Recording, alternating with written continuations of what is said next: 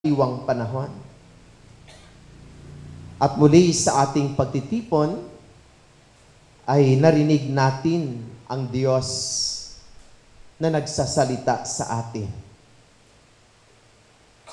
Ang kaniyang mga salita ay pawang pagturo, pagpaalaala at paggabay sa atin kung ano ang makarapat-dapat nating gawin sa ating mga buhay.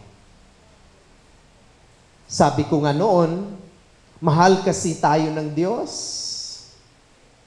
Ayaw niya tayong mapawalay sa Kanya. Hindi niya gustong mapariwara tayo sa ating buhay sa mundong ito.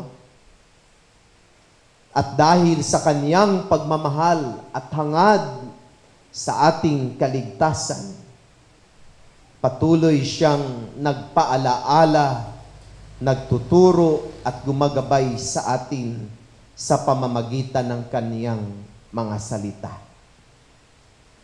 At sabi ko nga, kung marunong lamang tayong makinig sa mga salita ng Diyos at ang mga napakinggang salita ng Panginoon ay pinagsikapan nating tupdin, sundin at isabuhay sa ating pang-araw-araw na pamumuhay, tiyak hindi tayo maligaw ng landas. Siguradong sigurado na hindi tayo mapariwara. Ibig sabihin, ang mga salita ng Diyos sana ay mga guiding principles natin sa ating buhay. Mga prinsipyong gabay kung paano tayo mamuhay sa mundong ibabaw na ito. Subalit, kagaya ng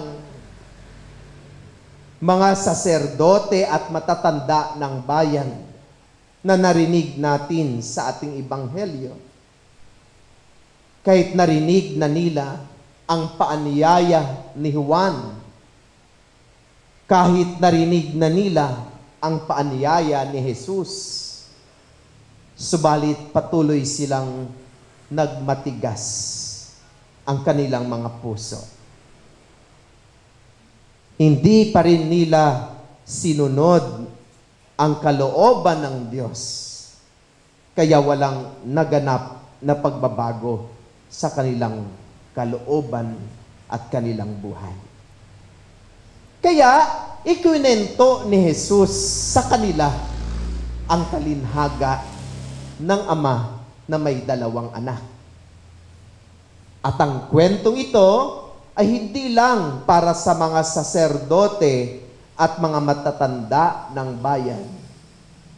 Pagkos ang kwentong ito ay para din sa ating lahat. Kasi sabi ni Jesus sa katapusang bahagi ng ating ebanghelyo, sinasabi ko sa inyo, ang mga publikano at masasamang babae nauuna pa sa inyong pasasakop sa paghahari ng Diyos, sapagkat naparito sa inyo si Juan at ipinakilala ang matuwid na pamumuhay at hindi ninyo siya pinaniwalaan. Ngunit pinaniwalaan siya ng mga publikano at ng masasamang babae. At sabi pa niya sa mga matatanda ng bayan at saserdote, nakita ninyo ito, subalit hindi pa rin kayo nagsisi at naniwala sa Kanya.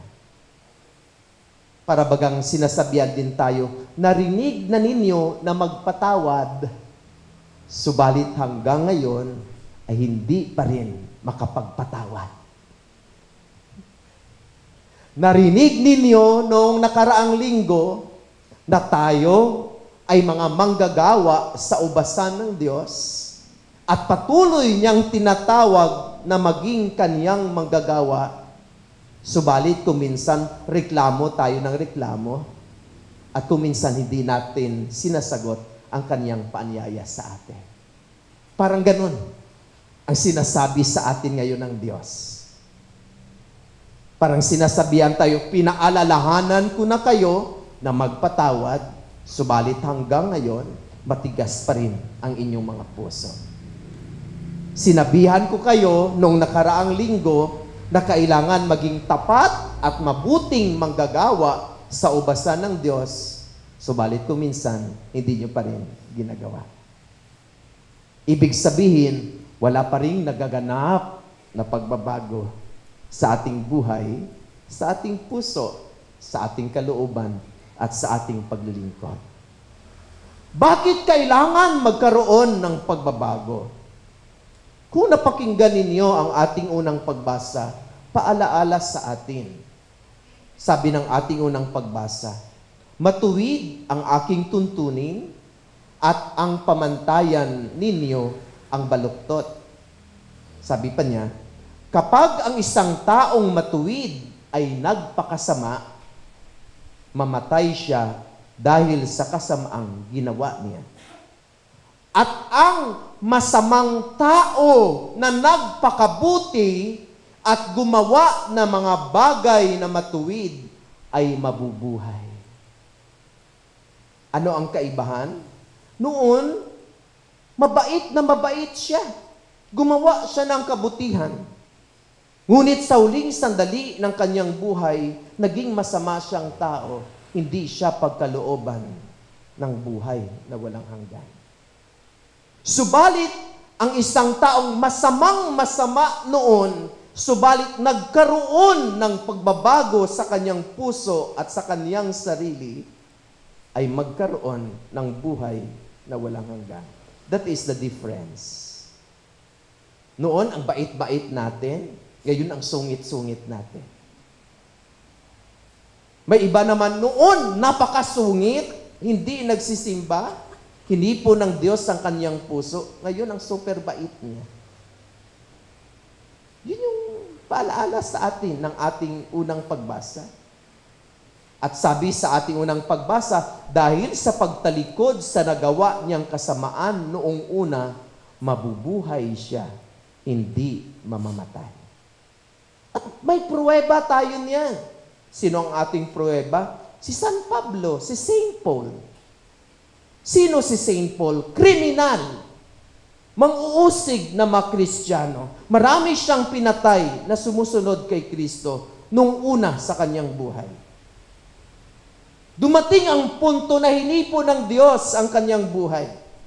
Nagkaroon siya ng pagbabago sa kanyang sarili. Iniwanan niya ang masamang gawain. Tinalikdan niya ang pang-uusig. Sumulat siya sa magagandang ginawa ni Jesus. Hanggang ngayon, ang kanyang sinulat ay ating nababasa at naririnig. Kaya siya'y naging banal. Kaya siya'y nagiging santo. Kaya, ayaw talaga ng simbahan ng death penalty. Dahil ang isang tao, gaano man siya kasama, ay mayroong panahon upang siya'y magkaroon ng pagbabago sa kanyang buhay. Tayo din. We are not perfect. Lahat tayo ay mayroong pagkakamali at pagkakasala. At dahil sa ating mga pagkakamali at pagkakasala, tayo rin ay inaanyayahan na magkaroon ng pagbabago. Hindi sana natin gayahin ang mga matatanda ng bayan at mga saserdote. Kahit araw-araw ay narinig nilang salita ng Diyos, subalit patuloy na maging matigas ang kanilang mga puso. Walang pagbabagong naganap sa kanilang buhay. Tayo ay inanyayahan ng Diyos sa tuwing marinig natin ang mga salita ng Diyos, yan sana magpalambot sa ating mga puso. At ang mga salita ng Diyos ang gagabay sa atin tungo sa ganap na pagbabago. At magkaroon lamang ng ganap na pagbabago, sabi ng ating ikalawang pagbasa, kapag merong kababaang loob. Pero kapag mataas ang ating pride, at ang turing natin sa ating mga sarili ay matuwid, righteous, it is difficult to change. But if we look at ourselves humbly, na nakikita natin sa ating mga sarili na tayo rin ay nagkakamali at nagkakasala. At mayroong kababaang loob na aminin ang mga ito, tiyak magkaroon ng ganap na pagbabago. At maging ganap ang pagbabago sa pamamagitan ng pagsunod sa mga utos at turo ni Jesus, hindi lamang sa salita, kundi sa ating gawa. Mga minamahal na kapatid, naway sa pamagitan ng banal na misang ito, hingin natin sa Diyos, hindi madali ang magbago. It's very difficult to change. At ang pagbabago ay hindi overnight na proseso.